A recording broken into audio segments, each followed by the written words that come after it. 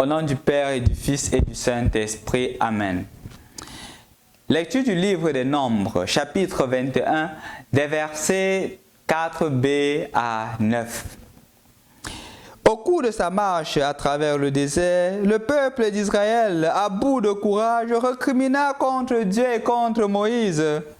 Pourquoi nous avoir fait monter en Égypte? Était-ce pour nous faire mourir au désert où il n'y a ni pain ni eau? Nous sommes dégoûtés de cette nourriture misérable. Alors, le Seigneur envoya contre le peuple des serpents à la morsure brûlante, et beaucoup en moururent dans le peuple d'Israël. Le peuple vint vers Moïse et dit: Nous avons péché en recriminant contre le Seigneur et contre toi. Intercède auprès du Seigneur pour qu'il éloigne de nous les serpents. Moïse intercéda pour le peuple, et le Seigneur dit à Moïse: Fais-toi un serpent et dresse-le au sommet d'un mât. Tous ceux qui auront été mordus, qu'ils le regardent et ils vivront. Moïse fit un serpent de bronze et il le dressa au sommet d'un mât.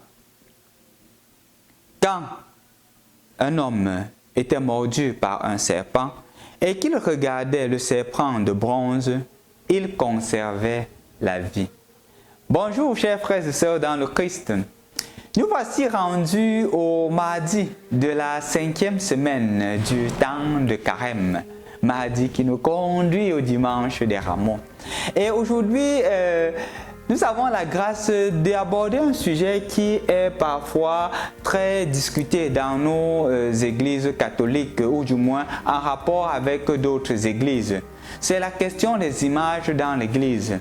Et aujourd'hui, on écoute clairement Moïse qui a reçu l'ordre du Seigneur de faire un serpent de bronze et de le mettre au sommet d'un mât, au point où tous ceux qui regarderont ce serpent retrouveront la guérison. Et beaucoup de nos frères qui sont chrétiens disent que ça c'est de l'idolâtrie et on ne peut pas accepter ça. Le livre de l'Exode, je crois en son 20e chapitre, le dit clairement: tu ne te feras aucune image. Maintenant je me pose la question, je m'interroge, cette parole-là, d'où est-ce qu'elle vient? Ça vient justement de Dieu. Dieu qui demande à Moïse de dresser justement, de faire un serpent de bronze pour qu'en regardant on retrouve la guérison. Moi je crois fermement que beaucoup de conflits sur la foi ou sur l'entendement de la manière de faire de l'Église catholique, beaucoup de ces conflits sont dus à l'ignorance. Et je crois que nos frères qui nous critiquent sur la présence des images dans notre Église, c'est parce qu'ils ne connaissent pas. C'est un peu d'ignorance et on devrait les comprendre dans leur ignorance, mais toutefois en les éclaircissant. En effet, chers frères et sœurs dans le Christ, comme je l'ai dit tantôt, dans le livre de l'Exode, il est clairement stipulé que tu ne te feras aucune image, ni dans le ciel, ni sur la terre, car mon Dieu est un Dieu jaloux. Je vais expliquer ce texte premièrement. Mais allons un peu plus loin. Dans le même livre de l'Exode, où le Seigneur demande encore à Moïse, en faisant l'arche de l'alliance, de mettre deux autres images, l'image des chérubins. Ceci corrobore justement avec l'image du mât qu'on met là. Les chérubins étaient des anges, étaient justement des représentations, et il ne faudrait pas confondre, comme je le disais tantôt, la différence entre une idole et un ornement religieux. Qu'est-ce qu'un ornement religieux? Qu'est-ce qu'une idole?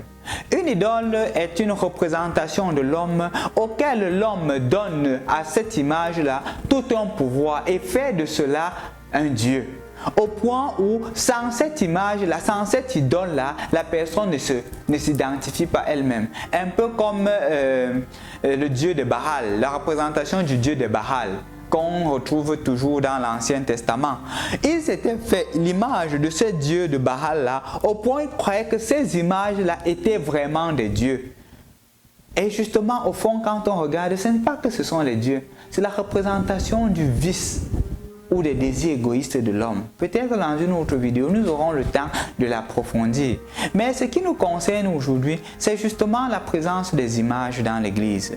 Je l'ai dit tantôt, quand le Seigneur dit que tu ne te feras aucune image, parce que justement, ces images étaient des images de faux dieux. Et il précise qu'il est un Dieu jaloux. Il n'interdit donc pas de faire une image de lui, mais il interdit de faire une image qui pourrait nous amener à nous éloigner de Dieu. Et ces images religieuses que nous retrouvons dans nos églises, ces images religieuses que nous retrouvons dans nos églises sont des représentations de Dieu. Vous ne verrez personne dire que c'est Dieu. Aucun. On sait que ce sont des ornements religieux qui nous rapprochent de Dieu. Et justement, de la même manière que le serpent de bronze a été élevé au point où les gens regardaient ce serpent de bronze et retrouvaient la guérison sur l'instruction de Dieu, de cette même manière, nos objets religieux sont des moyens de guérison. Je me rappelle clairement une amie qui est maintenant aux États-Unis. Elle me disait qu'elle avait des problèmes de mal de tête depuis longtemps. Elle était allée voir les marabouts, les pasteurs des églises de réveil. Elle était allée voir tout le monde. Elle n'a pas eu de solution.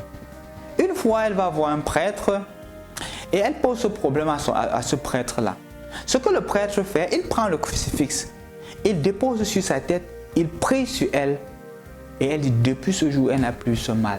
Depuis ce jour, que s'est-il passé? Demandons au Seigneur. Mon frère, ma soeur, je voudrais donc t'inviter à comprendre que ce ne sont pas des images, ce ne sont pas des idoles que nous adorons. Ce sont des ornements religieux qui nous rapprochent davantage de Dieu. Et toi aussi, tu pourrais en profiter de ces images parce que le Seigneur ne l'interdit pas, nulle part. La deuxième des choses que je voudrais partager avec vous, c'est maintenant, quelles sont les idoles de notre temps? Quelles sont les idoles d'aujourd'hui dans notre société? La première idole, le premier faux Dieu, c'est l'argent. Que de s'attarder, se mettre à dire que oh, il faudrait ceci, il ne faudrait pas se faire des images. Évitons les idoles de notre temps, l'argent. Au point où parfois des familles sont divisées pour l'argent. Les familles tout entières sont divisées pour l'argent. Pire encore quand ce sont des familles où chacun est suffisamment nanti. Je ne vis pas chez toi, je ne mange pas chez toi. Et les familles se divisent à cause de l'argent. On le verra la semaine prochaine. Pourquoi est-ce que Judas trahit Jésus? À cause de l'argent. La nouvelle idole que nous avons de nos jours, c'est l'argent. Le pouvoir, l'égoïsme, l'égocentrisme, au point où c'est moi et rien pour les autres. Tout pour moi, rien pour les autres. Ce sont les idoles qu'il faudrait tuer. Que de s'attarder, dire qu'on a mis une image du Christ dans l'église et on désacralise l'église parce qu'on prétend qu'on est en train de faire du bien à Dieu.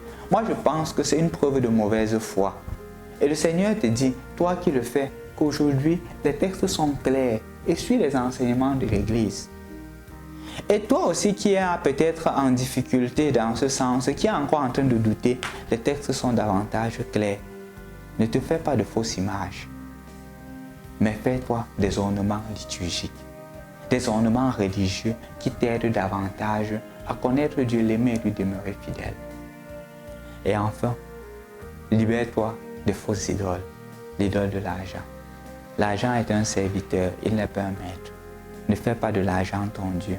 Utilise-le pour ton bien-être, utilise-le pour servir Dieu, l'aimer et le faire connaître, mais jamais, jamais, et à grand jamais, que cela ne soit un objet ou un moyen de conflit, de division dans les familles. Au nom du Père et du Fils et du Saint-Esprit. Amen.